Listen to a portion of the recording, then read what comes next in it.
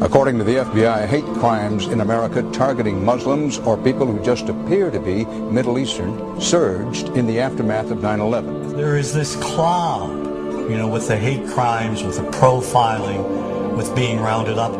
Again, I think this illustrates the power of film, that in spite of the reality, in spite of the material that we know to be true, we still embrace the mythology. The mythology is still a part of our psyches. Stereotypes take a long time to wither away. And for many of us, we're comfortable with our prejudices. We don't want to change. We've grown accustomed to this face.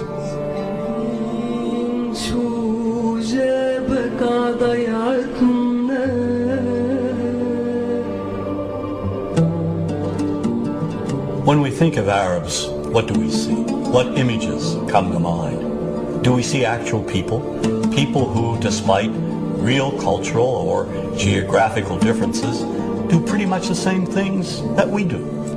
When we think of Arab women, what images come to mind? Do we see women who laugh and play and who adore their children? Women who work in the home as well as outside? Would it come as a surprise to know that in many Arab countries, a majority of college students are actually women? What's our immediate image of Arab men? Do we see loving fathers? Men who want to provide for their families? What about Arab teenagers? Do we see them the way you would think about teenagers in other parts of the world? Then there's religion in the Arab world. Do we see it as all-encompassing, dominating everything else? Do we know that even though faith plays a huge role in the Arab world, just as it does here in the United States, that it's also true that much of the Arab world is quite secular? When we think of Arabs and religion, does Christianity come to mind? Do we remember that there are over 20 million Christians in the region who have lived side by side in harmony with Muslims for centuries? To their credit, some filmmakers have shown Arabs and American Arabs in all their complexities. An excellent way to shatter a stereotype is through laughter, through comedy. So we have comedians. Comedians have done this historically. Black comedians, Jewish comedians. So we see Arab comedians doing this, and this is one way to release the tension. My name's on a credit card, true story. Guy behind the counter picked up my credit card, sees the Olive Garden, looks at me all weird. He's like, hey buddy, what kind of name is, that?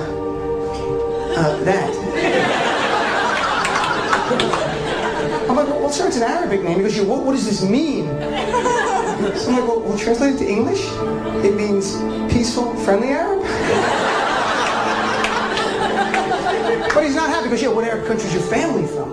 So I tried the most peaceful, popular one that he would like. So I'm like, we're from the same Arab country that Aladdin is from.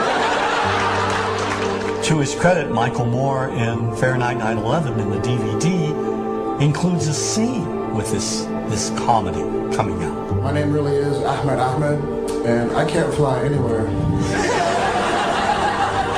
All you white people have it easy. You guys get to the airport like an hour, 2 hours before your flight. It takes me a month and a half.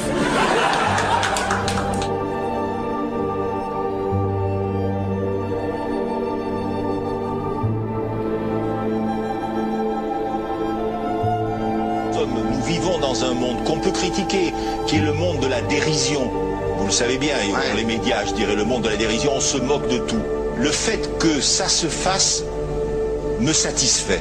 Parce que ça veut dire que nous avons, qu'on est libre. Peu à peu... Il faut qu'on soit beaucoup plus sage que ça, qu'on rentre pas dans ces provocations. Et c'est pour ça que... C'est l'autocensure, ça, Jamel. Tu comprends ce que je veux dire? Si on commence à pas faire de dessin pour pas choquer les musulmans... Non, si on fait... Pour moi, c'est de l'autocensure. C'est la fin de la liberté d'expression. Pour moi, la liberté d'expression, la liberté d'expression et le respect font partie, sont mariés ensemble. Moi, je suis pour la liberté d'expression. Mais si je vais blesser une personne, pourquoi blesser la personne? Non, mais si moi j'ai envie de faire une caricature sur Mahomet ou sur un rabbin ou sur Jésus-Christ, il faut que j'ai le droit de le faire. Tu comprends? C'est ça la France. Quand tu sais que tu vas blesser 10 millions de personnes, pourquoi tu vas les blesser? Pourquoi? C'est la liberté, c'est ça. C'est la liberté de...